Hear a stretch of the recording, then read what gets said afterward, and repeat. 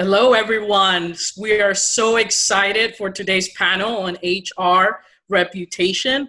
The fact that it's happening online with people from all over the world, we expect this to be engaging. We want everybody's voices involved. So as your moderator for today, I'll be looking at the comments and making sure I'm bringing your questions to the table. We have an amazing group of panelists today. My name is Yulikendi Valdez, and I'm the co-founder of Forefront.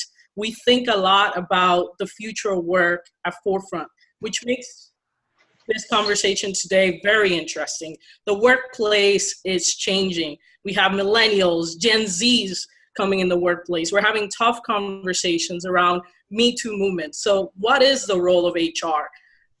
What can we do? How do we want to define the future of HR departments? So I'm excited to dig right deep into it and ask my panelists, but first I will let them introduce themselves and just ask, hey, what does being an HR leader mean to you? So I'm gonna start with Barbie and then we can all go around. Hi, my name is Barbie Winterbottom and I'm the Chief People Officer with Fit Graphic. Being an HR leader to me means bringing together the organization, the goals, the leaders, and the vision with the people who are actually executing the work and ensuring that those two are aligned and going in the same direction. Not always an easy thing to do, but I feel like that's our purpose, is to try to keep those both on the same track and deliver the business goals that we have.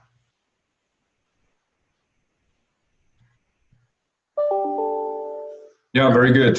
Thanks, Volker Jacobs. I'm the founder and CEO of TI People. At TI People, we are strong believers in the concept of employee experience.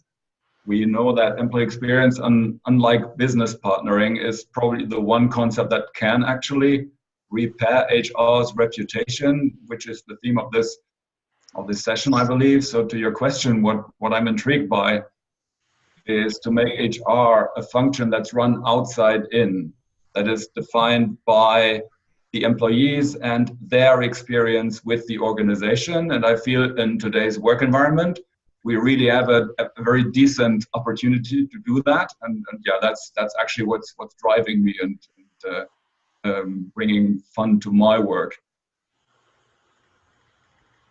And I'm Rebecca Weaver. I'm the founder of HR Uprise. And to me, an HR leader, it's funny looking back over my HR career, one that honestly I never planned to have. I planned to go into a completely different profession in the very beginning coming out of college.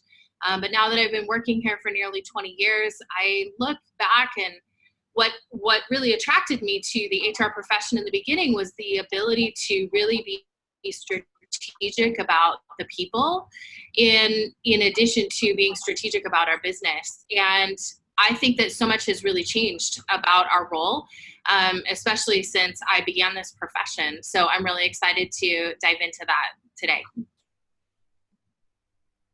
Hello, my name is Matthew Burns. I am not recording this from a boat, although it may look like it. But I am, however, a seasoned executive in the corporate world. I spent 15 years in HR, the last 5 as an executive. I've transitioned now to a consulting practice where I essentially support HR leaders as they undertake their own transformations, whether that be through technology or analytics. I think largely that is what an HR leader does, which is that we help create the conditions for success within organizations and help people show up as the best versions of themselves. And that's what we're doing now. Thank you, Matt. Although we're not on a boat, I do like the analogy. I feel that, HR has been in this very rocky transformation, right? Where sometimes HR is admired when things are going great, but all of a sudden when, there's a lot of pressures coming from the outside, the HR carries a lot of the burden. So it's a lot depending on the environment. So today we're going to talk about how do we create more of a streamlined experience so people can connect more with HR leaders and get out of these kind of wavy ride that we've been on. So let's go back to Barbie. I know we talked about the fact that this is important because of the future of work, but let's look back into history why do we perceive HR the way that we do, Barbie? I think it's important when we want to craft our strategy and our go forward plan that we look at what got us where we are today. And part of that takes a look back at kind of the way that work has evolved, kind of the evolution of work. And when we look back at the industrial age, and there were, and even before that, if you think about it, right, we had all the way back to ancient times when we had slave labor, then we have child labor, then we have indentured servants. We have all of these different forms of workforces with no real labor laws, guidelines, or expectations of how we treat the individuals who are executing the work that's driving the profit center. So we get into the mid-century and we start seeing some uprising, and we get into labor laws, and we get into civil rights laws and child labor laws and rules and guidelines. And there was no entity to work within an organization to kind of bring those two together and say to the organization, we have to be compliant. So good, bad, or indifferent, our role that we now call our people team or our HR team started as a function by which to hold companies accountable. And I think that reputation of HR police has carried on decade over decade over decade because we have not successfully shed that perspective and that perception of why we exist within an organization. And I think it's our responsibility to help our leaders and those within the organization understand that we've evolved beyond that now, but we own changing that perception. And if we want people to see us differently, we have to behave differently and focus on different things. Volker, so going off what Barbie said, how do we move from this old paradigm of the people police to the new paradigm where HR is an equal partner, collaborator in this future of work? Yeah, exactly. It's a very good question, and one that's really like driving me a lot. I'd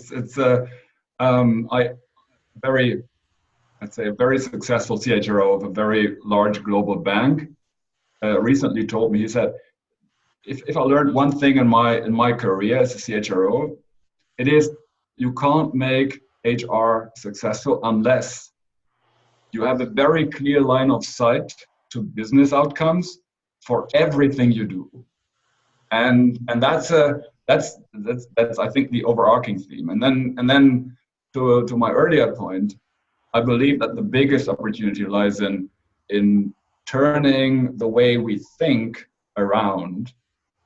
We are thinking in HR very often still inside out. So we are defining a standard and rolling it out instead of thinking outside in. So defining what we do from the perspective of those that we do it for. Mm-hmm. And that outside in thinking is, I think, the big new transformation wave. We have a lot of research out on this one. Let's start with the old transformation paradigm. HR transformation has been around, I think, of following our data, of the global 2,000 companies, 94% of the companies have implemented this so-called Ulrich model or the so-called business partner model with shared service organizations and a business partner organization and so forth. It resonated very well with HR folks because this partnering idea, so having at eye level discussions with the business, that was like really, really compelling. Yet 92% of companies have implemented the model. On average, they've implemented it in 2011, and it was linked to Ulrich's book from 1996. So 15 years from the book to real life, and then in the next 5 years, between 2011 and 2016, on average, this model was revised 2.4 times in each company. That's a disaster. Just think of all the work it took to transform HR into this shared service versus business partner organization, right? So The root cause for it is that in 84% of all cases, an HR transformation in the old days was not triggered by the intent to make HR a business partner function. The actual trigger was a cost-saving exercise. It was an overhead cost analysis that requested HR to save cost. We thought we were smart enough in HR to paint that exercise as a business partner exercise, but it wasn't. In fact, it was a cost-cutting exercise. Business found out, and that was it with the partnering, right? So no partnering. Instead, what we now can do, we have new technologies in place. We have more agile workforces in place. We have, in the new work environment, the need to be more collaborative. Now, I think, the driving force, instead of being cost-cutting in HR, can be creating a better employee experience. And what we believe strongly in, and what we can prove with data is, if we define HR and the journeys we create, the products we deliver to the business, if we define those by the experience that they create, we can directly impact the cost, the work productivity of people, because we're creating more effortless experiences, which give time back to managers and employees. And indirectly, we can improve cost, work productivity, retention, and attraction, because we are creating engagement for people. So engagement and work productivity are the two things that we can improve if we go away from this old inside-out HR transformation to the new outside-in experience-based HR transformation. Matt, I wonder what are your thoughts on it? You talk a lot about the supply and demand curve of HR personnel. And so in redefining this new identity for HR leaders, how can we make sure we do it in a way that we address both the needs of HR leaders as well as the rest of the organization? Matt, can you expand on this? Sure, and I'll just touch on what Volker just talked about, which is essentially this inside out versus outside in thinking. If we use HR in the definition of basic economics, supply and demand being what organizations are asking from their HR professionals, and supply being what the HR professionals can provide to those organizations, we need to revamp both as we go forward. I think in the past, we've tried to address one or the other, but we've never addressed both in tandem in a real consistent and meaningful, deliberate way. So I think what that looks like is experiential learning in the context of the very basics of business, which is, I still talk to far too many HR leaders who are struggling to build compelling business cases for transformation. At the very basics, they don't know how to justify a transformation in dollars and cents.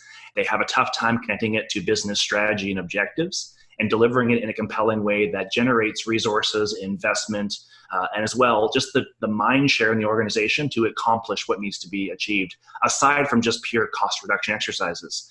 So I think through the development of those strong business cases to develop the transformation, HR leaders can begin to take the mantle of being at the center of transformation in organizations, which is where they belong. And secondly, start to redefine through experiential learning, experiential work, what role they can play within organizations. And that does two things simultaneously. That A, redefines their value within organizations to not only the senior leadership, but to all other members of the organization. And then secondly, provides opportunities within the HR function to redevelop or turn on skills that may currently be latent in an effort to continue to justify that transformational work. And I think it has to start with the HR function first. So if we're going to be asked to lead change within organizations, it has to start with the HR profession. So if you are leading a business case for transformation, whether it be automation, whether it be the introduction of AI, and you're still dealing with stacks and paper in your HR function, you need to reverse that thinking and look at your own function first, and then bring experiential learning as well as case studies to your organization to show them that you've gone through this expedition yourself and that you're there to help them through theirs. Eric, and then going on in this boat analogy, right? Sometimes we're about to face a sunset. Everything is going well. We made the business case for why this transformation needs to happen, how we can leverage more technology to enhance employee experience, yet storm comes along our way, and it's scary for people. And I'm talking about that elephant in the room, the social movements that are happening, the conversations around Me Too, from sexual harassment to race, identity in the workplace. So Rebecca, I'm wondering, how does this impact the role of the HR reputation? And what has the Me Too movement, if we focus on just that example, has taught us? Well, no one ever said our job was easy, right?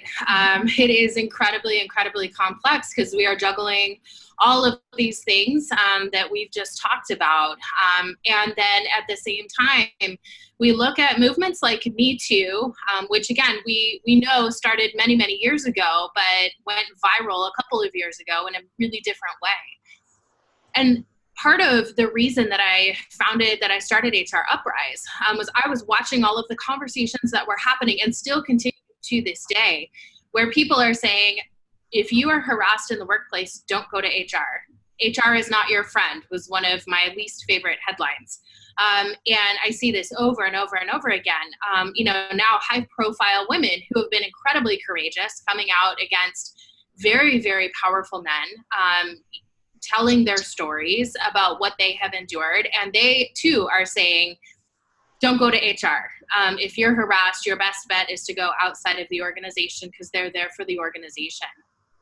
And so looking at all of that, personally, as someone who's worked really hard and has probably sat through maybe hundreds of investigations over the course of my career, and knowing that whenever I had the opportunity, I did absolutely everything I could to protect the individual. At the same time, if I was really honest, I had to look at it and say, that's probably pretty good advice in a lot of cases. And what I keep coming back to is this structural challenge for HR, that if it really does come right down to it, and there is an issue of mitigating risk for the company, and that comes in conflict with doing the right thing for the employee, most likely the company is going to win out. And so that is where I think taken too far, taken to the extreme, a lot of what we're talking about in terms of building credibility within the organization, in terms of getting the leadership within an organization to buy into whatever transformation it is we are attempting to be the leader of within the organization. Are we going too far with that at times and becoming, as a function, someone who is there solely to exist for the protection of the company as opposed to the employee? And so it's really diving in, and there are no easy answers to that question either. There's no black or white answer to that either. It is all shades of gray. And I think part of what I have really been diving into since launching HR Uprise is that idea, that question of, does what's right for the company and what's right for the employee have to be in conflict with each other? Thank you so much, Rebecca. Barbie, I want to go full circle on this. You know, we talked about HR also having structural challenges. So how does HR, since it already carries a lot of responsibility, kind of spread that people-centric culture to the rest of the organization? So what does it look like for the whole organization to be people-centric and not just HR leading this work? I think, as Rebecca mentioned, it is an extremely complex process, and it is multiple shades of gray. But I think to help our human resources team and our business leaders have a customer-centric approach to everything they do, we have to start by helping folks understand, what does customer centricity mean? And what does it mean in your individual role, whether you're a customer service representative, whether you're working in a manufacturing area or in human resources? First of all, who is your customer? And what does that customer need from you? And how do you provide that to them? And I think we can get very caught up very easily in all the shiny new tools of digital transformation and AI and all of these great tools that are there for us in software systems. But if we haven't taken the step back and asked the question of, what do we need for our people? Because if we don't follow the path of people, then process, then tools and systems, we're going to end up going further backwards. And I've personally experienced this, where we buy the greatest and the latest technology and we implement it, but we haven't defined who is our customer, why are we doing this, what are we solving for? We're throwing Band-Aids on symptoms versus root causing and really taking the time to understand, what our end game is. So defining your customer, defining what it means to meet their need, and tying that together with your everyday people performance is, in my opinion, the key to helping an organization move forward in a customer-centric perspective and really having that sustainability over time. And as Rebecca mentioned, I think at times we've lost that perspective of who is our customer, because the pendulum goes way one way and then all the way to the other. And I think it's our job to keep it somewhere in the middle of the balance. We know as professionals, we can't deliver every single request that a person or an employee asks for. Some things are unreasonable, but taking the time to understand why they're asking for that, what needs can we meet, what needs can we meet and balance with the goals of the business, are what will help us gain the respect and retain the respect of our business leaders when we're sitting at that table, and reminding them who it is they said they wanted to be, why did we say that, and this is how we get there and this is how we stay there. It's just reframing that conversation. But it takes a lot of time, it takes a lot of energy and a lot of effort on behalf of everyone within the HR space and the people leaders outside of the HR space. And I think it's a lot of very, very in-depth and at times difficult and challenging conversations. Yeah, thank you, Barbie. And I know you mentioned a little bit how technology can be helpful in that process and how it cannot be so helpful. And I know, Volker, you have a lot to say on that in terms of how can technology really help enhance this people-centric organization, so we focus both on the employee experience as well as the customer.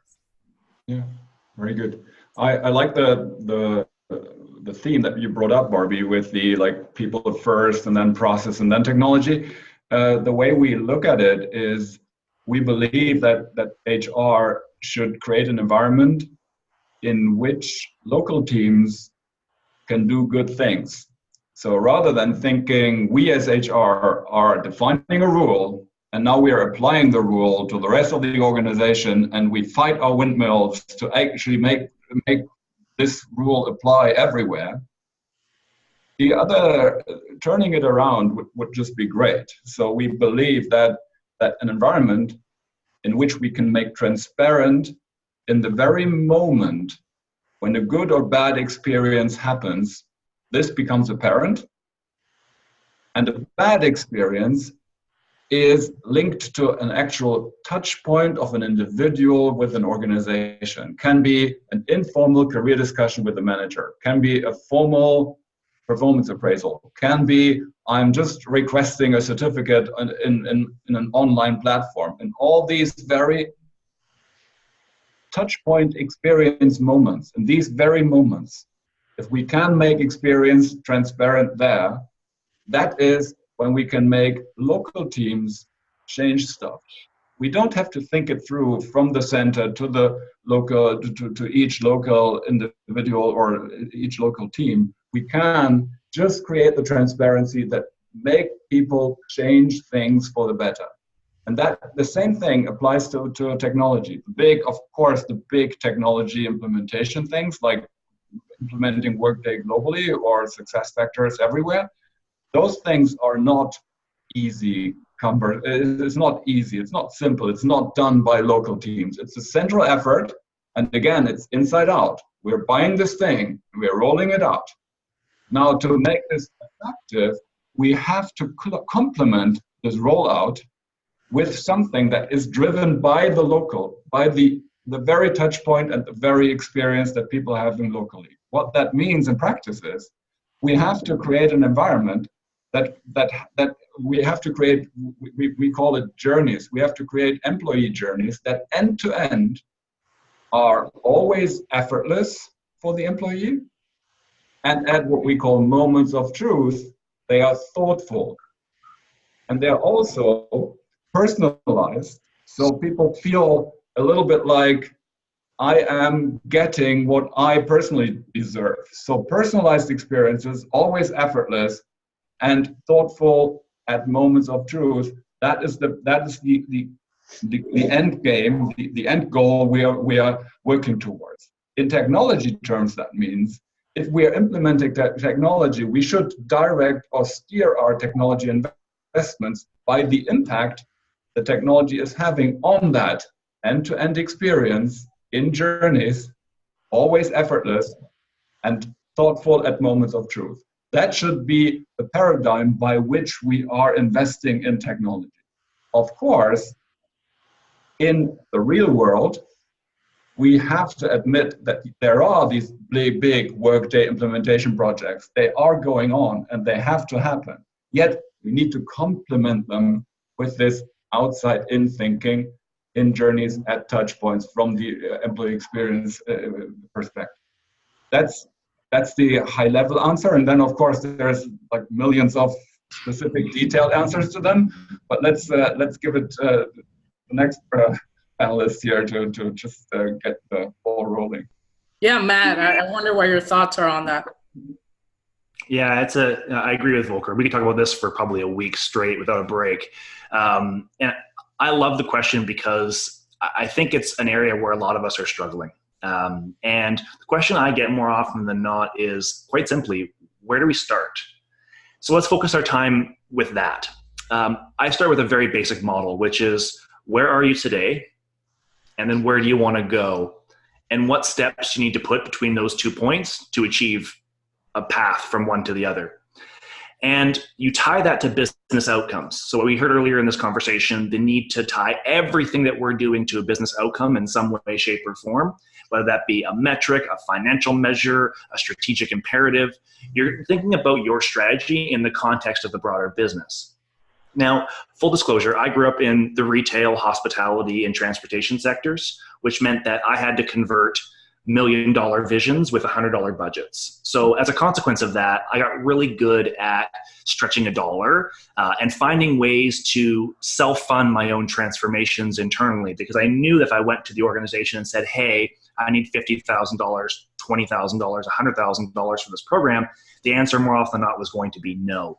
So what we did was we looked for areas of opportunity in the organization. We felt that we could make a meaningful difference to business metrics, put a dollar value attached to that effort, and then use that as the impetus for our action. So let me walk you through a bit about how we would achieve that in an organization. First, we started with the opportunities. So what is the current conversation at the executive level, at the board level? What is on their mind, on their mandate right now? Are we in a growth-focused mode? Are we in a risk-focused mode? Are we gearing up for a recession? Are we gearing up for a major spike in revenue going forward? And we tie our objectives to that, whether it be turnover or absenteeism or under-leveraged aspects of our total rewards programs. We're looking for those pools of funding that are being under-leveraged right now or are potential savings to the organization. And then we build a business case to improve those. So to use Volker's early example, if we're addressing employee experience in a meaningful way, it would stand to reason that we're going to see a meaningful reduction in our employee turnover. And we can develop some metrics around that, either using outside case studies or internal expertise to develop those. And by taking a very conservative estimate to that, let's just say, for example, we were able to save for the company $50,000. So not a huge sum of money for most large organizations, but meaningful enough that it catches attention. Well, what we do is we figure out what we're going to save in terms of those $50,000, what that means in terms of the organization, and we think about how we reinvest those savings back in the organization to do the work that we as HR professionals really want to get involved with. So that's essentially the starting point for my budget. I figure out how much money I can save the organization, and that then creates the impetus for the actual transformation. I then do something which is, along with taking a very conservative view around the business case, because I always want to under-promise and over-deliver. I never want to be in a situation where I promise somebody $50,000 in savings, only delivered 40, and come across looking like I don't know what I'm doing.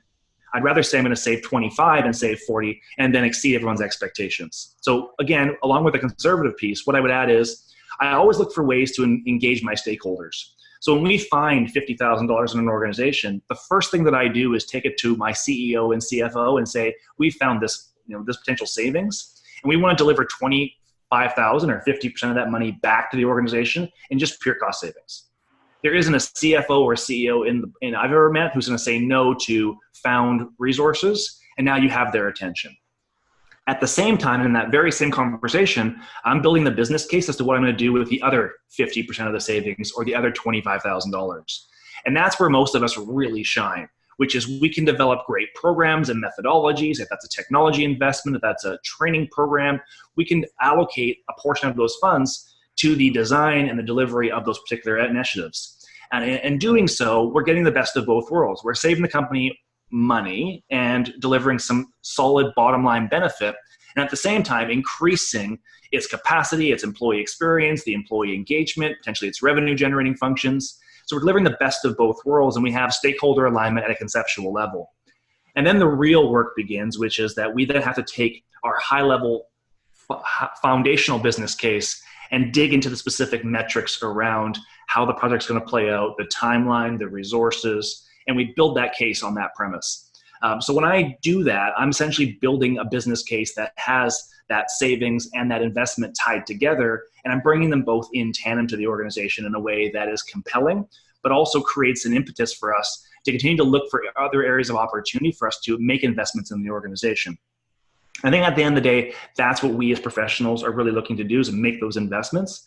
But to be fair, we're at a time right now where, because of the foundation of organizations shifting and because of the advent of technologies and analytics that are pushing us in a different direction, we have to take those into account, and we have to use those as the impetus for things like automation, and ask ourselves, are we doing the work inside our function that really should be performed by HR professionals, or is it better served by a chatbot, as an example?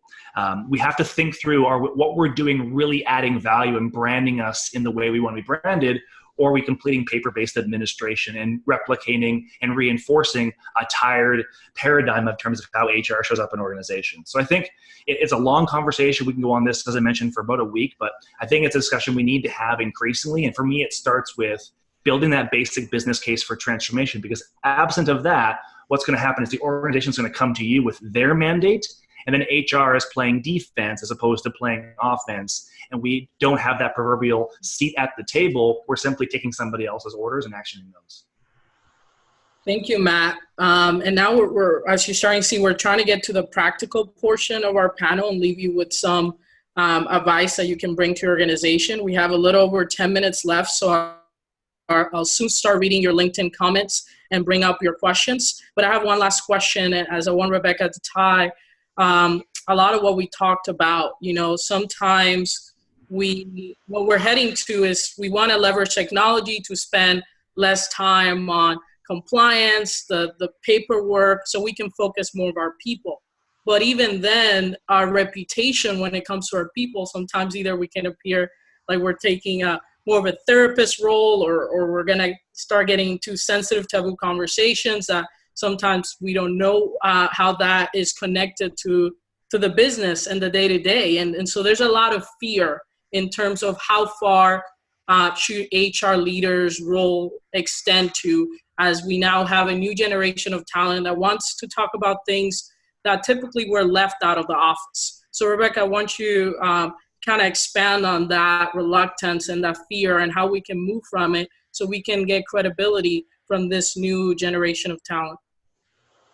Yeah, that's a great question. I don't know why we call them soft skills, because if it's done correctly, it takes a tremendous amount of courage to be able to sit in front of someone and listen to their story, listen to, maybe it's a claim of harassment. If we go back to the Me Too conversation, it takes a ton of courage to sit in front of someone and tell them how they're not meeting expectations, or that they're losing their job.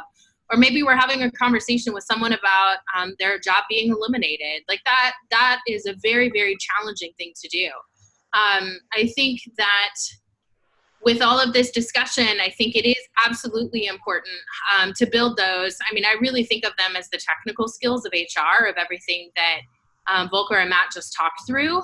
I do think, though, that we also cannot lose sight of the fact that if we can't build safe workplaces for our entire team, and I mean every single person on the team, then I don't think we really have the right, quite frankly, to talk about anything else. I think a conversation about AI or bots or whatever it is, that if we don't have trust, if we cannot build real trust within the workplace and not just pay lip service to it, then I don't think we really have the right to talk about any of the other things. And it really does come down to building trust, and that is done through honest conversations, through being willing to get it wrong, being willing to wade into what are very, very challenging conversations, talking about sexism in the workplace, racism in the workplace, harassment, all of these things, gender, pay gap issues. Those are all really, really hairy, really, really scary conversations. And we have to be willing to have the courage. I really think that is the most important of all the skills we could build, is that courage. It will allow us to be able to weather the storm, if we go back to our boat analogy, in a way that no other skill that we could build really will. Yeah, I think, sorry for jumping in, but I like that very much. The way we would weave that into this employee experience thinking is we're talking about moments of truth, which we define as highly emotionally loaded moments with disproportionate impact on engagement. It's a very technocratic definition, but it's probably describing many of the hairy moments that you were just talking about, Rebecca, describing them very well. And in our setting, in our employee experience setting, we have defined them. So we have a co-created set of those moments of truth. So what I'm saying is all these hairy discussions that require courage, they happen in moments. And in order to manage them at scale in large organizations, you need to know what these moments are. You have to be able to make transparent when these moments go well, and also make transparent when they're not going well, because that's where you can create action and activity at the local level where the change is needed, so that not a central HR person is responsible for all these moments and all the things that are happening, because you can't build enough courage in the HR function to firefight all these moments.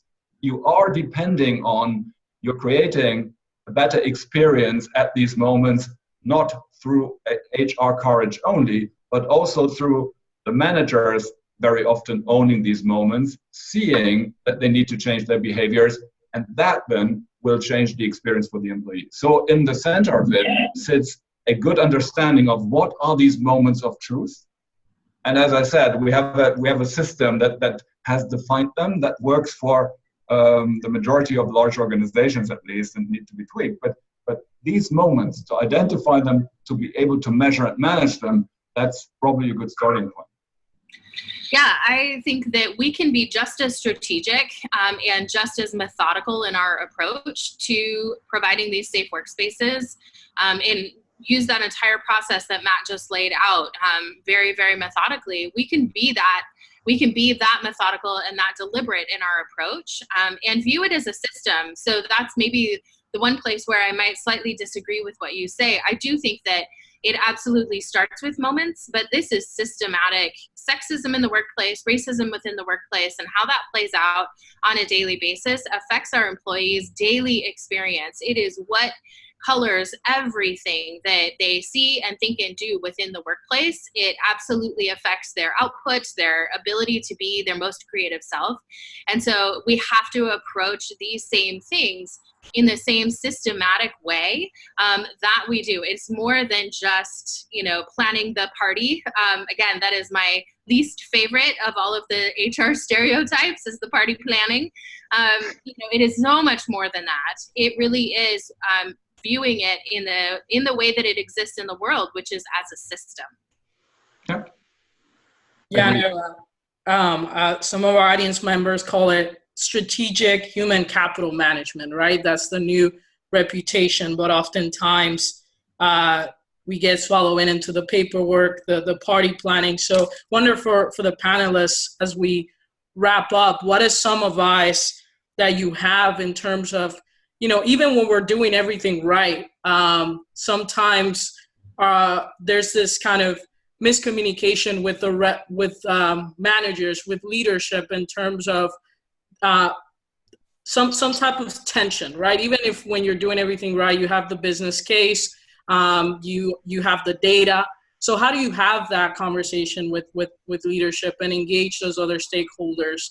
Because I'm reading a lot of the comments here, and it seems to be a big question that our audience is having. I would be happy to share some of the things that the folks on my team are doing. It's, you get in the trenches with them. We can talk about the theory of how so much of a human capital management works, but it's what happens day to day in that moment, how we support them with those difficult conversations, how we model the behavior we expect for them to deliver to their employees, and the respect that we want them to deliver to one another. We have to get out there with them. We can't sit in an ivory tower and just disseminate, here's our new process, here's our new tool, here's our new theory, here's our new approach. If we don't get out there and we don't do it with them, they're never going to understand it. We cannot just push it out. I am very passionate about partnering with them and showing them the way and helping them understand. And there is certainly technology that can help us do that, but there are large portions of workforces who don't have access to that technology. If you look at large-scale distribution centers, manufacturing areas, even some call centers, sending out an email isn't going to get it. Putting a great poster on the wall or a digital monitor isn't going to get it. That's not what is important to them in that moment. What's important to them might be paying their electric bill, feeding their children, making sure that that flat tire gets fixed. So what are some of the things that we can do to bring solutions to those people, build their trust, and go at it from both a top-down but also a bottom-up and sideways perspective? If we're not in it with them, they're never going to trust us, and we're never going to be able to roll back that fear culture of the HR police and that we don't respect them, because every person is an individual. We have to treat them as a whole person. When they walk into work, when we walk into work, we don't hang our humanity at the door and, oh, I'm at work now and this is who I am. You're the same person you were before you walked through that door and scanned your badge. So we have to recognize you as that and treat you as such, so that we understand what does motivate you and how can we bring the best in you out so that you can give us the best to deliver whatever it is that we're making, whether it's a product or a software or what have you.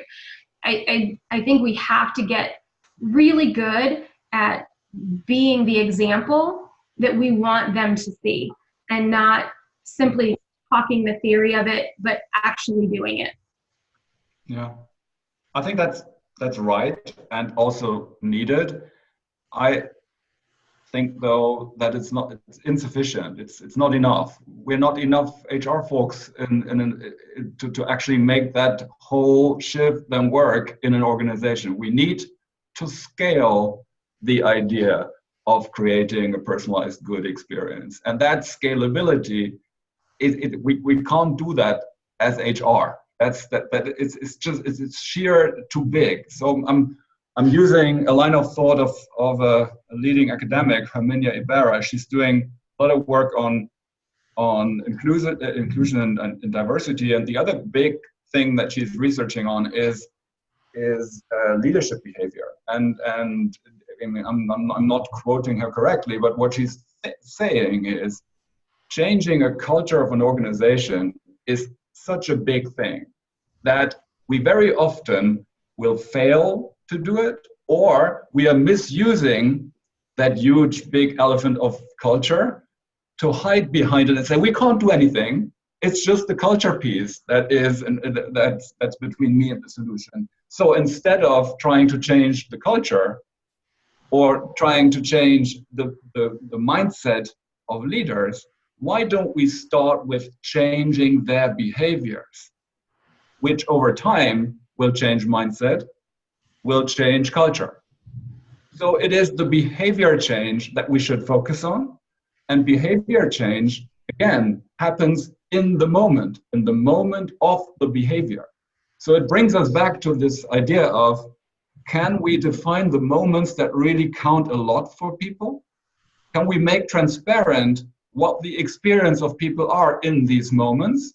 And by making it transparent, we will probably trigger behavior change. And that's the start for the good. That's my strong belief or that's the idea I can contribute to leverage, to actually scale this thought of thoughtfulness of HR. I don't disagree that you have to be able to scale it for sure.